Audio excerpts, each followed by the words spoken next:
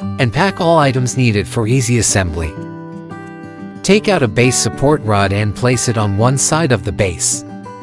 Align a carriage bolt onto the hole, threading through a flat washer, locking washer and bolt nut. And tighten it with a hex wrench. Take same installation step on the other side. Take out a seat post and insert it into one side of the base support rod. Align a carriage bolt onto the hole and tighten it with the star knob. Tighten the hex handle screw onto the inner small hole. Take same installation step on the other side. Attach the circular crossbar to the seat post. Line up the small bottom hole with the matching seat post hole.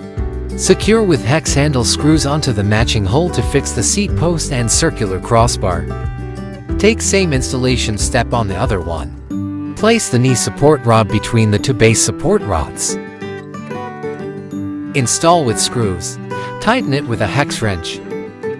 Height adjustable through 5 holes. Insert the knee joint bracket into the knee support rod. Insert the hex head bolt and the flat washer into the knee support rod. Tighten it with hex wrench and install the plastic cap onto the hex head bolt. Assembly complete. Here is the final look.